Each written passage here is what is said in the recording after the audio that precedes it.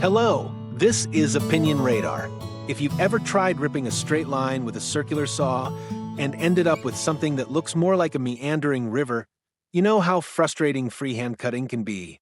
Today, we're putting the Kreg Rip-Cut Circular Saw Guide to the test, a tool designed to bring precision to one of the most common yet tricky tasks in woodworking. Priced at $42, it promises to turn your handheld circular saw into a guided cutting system capable of clean, repeatable rip cuts without the need for a table saw.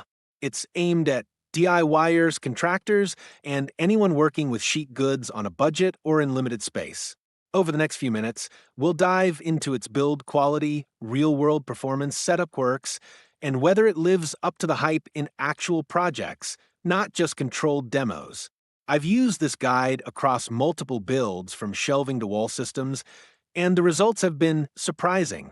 Let's get into how it really performs when the camera isn't rolling. Let me tell you, the Kreg Rip-Cut Circular Saw Guide has been one of those tools that, once you use it, you wonder how you ever got by without it. I picked it up specifically for a closet shelving project that required ripping down multiple 4 by 8 sheets of plywood. Not exactly a joy with a standard circular saw. But with this guide, the process went from overwhelming to manageable in a matter of minutes. The setup is intuitive. Clamp it down, align your cut line, and go. I was impressed with how quickly I could lock in a measurement and make long, clean cuts. Whether you're working with plywood, MDF, or solid wood, this guide delivers straight, repeatable lines every single time. For DIYers or weekend warriors looking to step up their accuracy game, this is one of the easiest performance upgrades you can make to your circular saw setup. It brings a level of precision that's typically reserved for table saws, but without the bulk or permanent workshop real estate.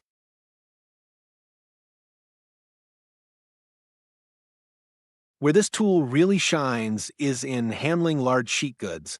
I mean, who among us hasn't struggled with a flimsy straight edge clamped haphazardly to a sheet, only to have it shift mid-cut and ruin a $70 piece of birch ply? That won't happen here. The Kreg guide stays rock solid when clamped properly, and the anti-slip underside keeps it planted even on slick surfaces. I made over 40 rips for my French cleat wall project, all with consistent 4-inch widths, and the guide didn't budge once. The ability to nail repeatable cuts is huge, whether you're building cabinets, subfloors, or any project involving sheet materials.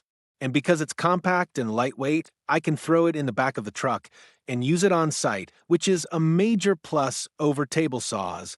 It's become my go-to for any ripping task that doesn't demand the full power of a stationary saw.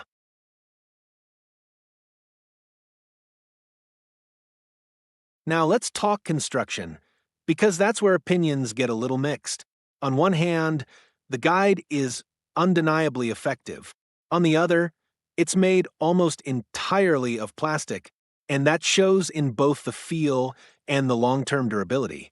I'll admit, I was a bit taken aback when I first handled it. It's not what I'd call robust. Tightening the adjustment screws by hand created slight warping, and I could see how aggressive use might compromise its integrity over time. The measuring latch mechanism also has a tendency to slip if you're not careful, especially when adjusting frequently. I found myself having to double-check the lock on several occasions. It's not a deal breaker, but it does require a little more attention than I'd like. If you're the kind of person who treats tools like family heirlooms, this might feel a little flimsy. But if you respect it and use it for what it is, a precision aid, not an industrial beast, it performs admirably.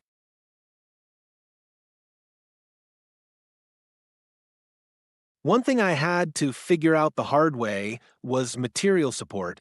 The guide helps with accuracy, but it doesn't solve the problem of supporting large sheets during the cut. I learned this when my offcut started sagging and binding against a blade. I started using a couple of sawhorses and a foam insulation board underneath, not for stability, but to let the saw glide through without hitting obstructions. It's a small thing, but it makes a big difference in clean cutting. Also worth mentioning, the reference edge between the guide rail and the blade isn't perfectly dead-on out of the box. I had to run a few test cuts and adjust the offset a bit to get things dialed in. A quick YouTube tutorial would have saved me a few minutes of trial and error, although honestly, Craig's instructions could use a refresh. The part's illustration didn't quite match what was in the box, particularly with the hardware. Took some thinking, but everything went together eventually.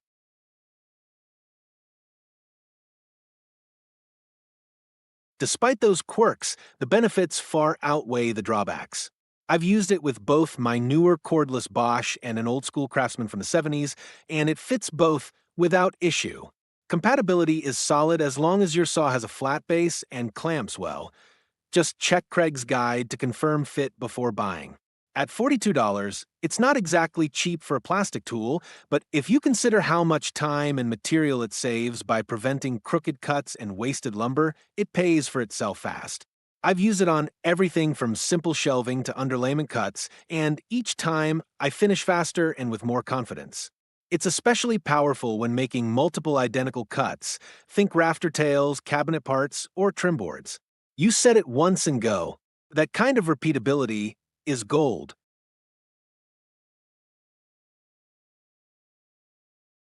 Overall, the Kreg Rip-Cut is a smart, practical upgrade for any woodworker who relies on a circular saw. It won't replace a table saw for heavy-duty joinery, but for breaking down sheets or ripping boards with precision, it's hard to beat. It's made things easier, faster, and far more accurate in my shop and on my job site.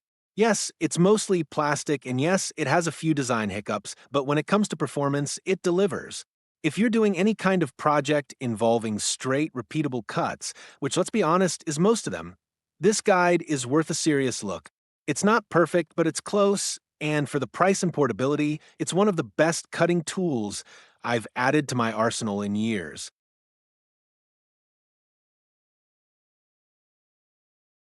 If you found this review helpful, do me a favor, give it a thumbs up and subscribe for more straightforward tool breakdowns. Think of it like setting a cut line. Once you've got the right guide, everything else follows. I'm out there testing the tools, so you don't have to. Thanks for watching, and I'll see you in the next one.